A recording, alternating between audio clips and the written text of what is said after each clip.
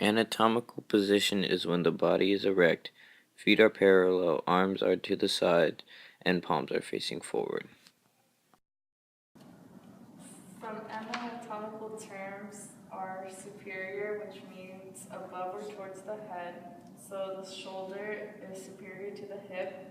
And then another one is inferior, which means below or towards the feet. And the knee is inferior to the elbow.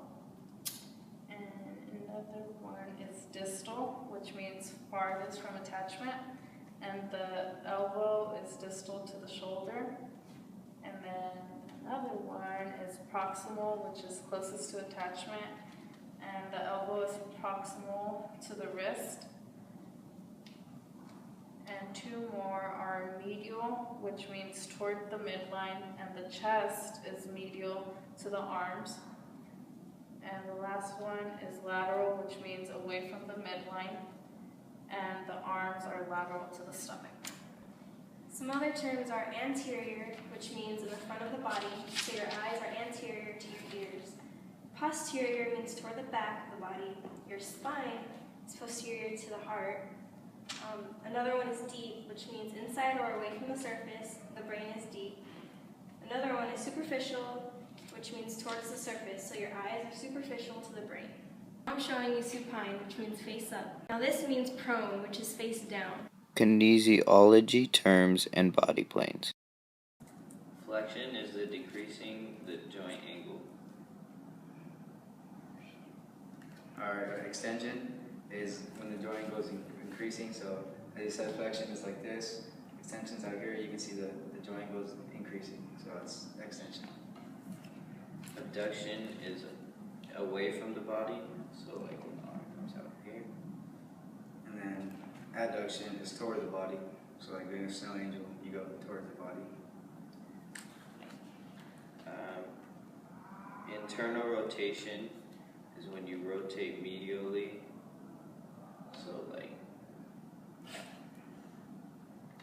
And then external rotation is like you're taking off a jacket, so your arms would come out like this.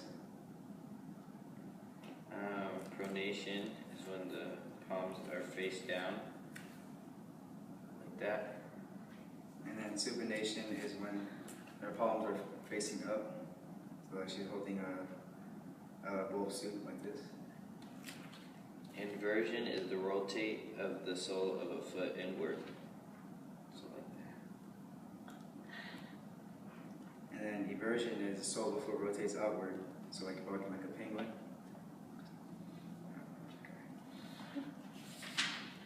Dorsiflexion is when the toes are toward the shin. And then plantarflexion is when the toes are, you're racing on your tippy toes.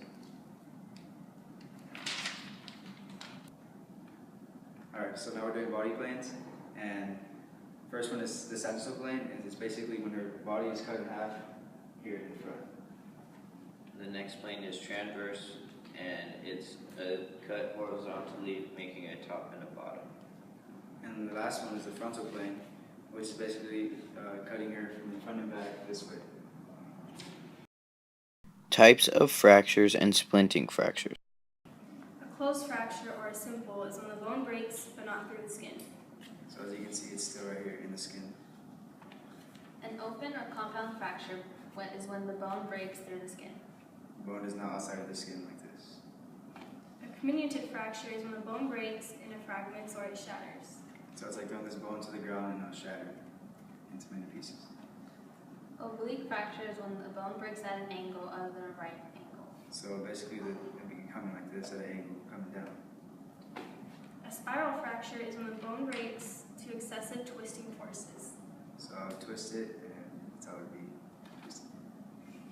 A green stick fracture is when the bone breaks incompletely. It's common in children. So usually it'll just be a little crack. It won't go all the way through, just a little crack in there. A transverse fracture is when the bone is broken at a right angle to a long axis of the bone. So this would be straight across, broken. We're doing splinting, and he broke his radius right here in the middle. So for what first thing I'm gonna do is check his pulse. Okay, he's good. Now I'm gonna check his nerves. Move your fingers. You feel this? Yeah. Okay. So now we're gonna put this on. careful.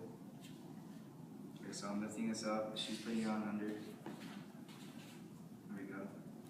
Go ahead, put it down. Yeah. Okay.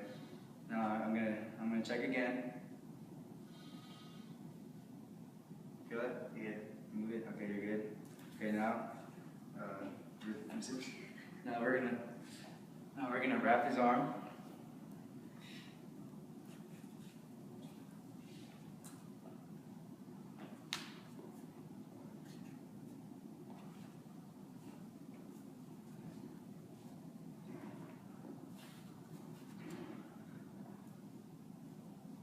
Okay, now I'm gonna check again.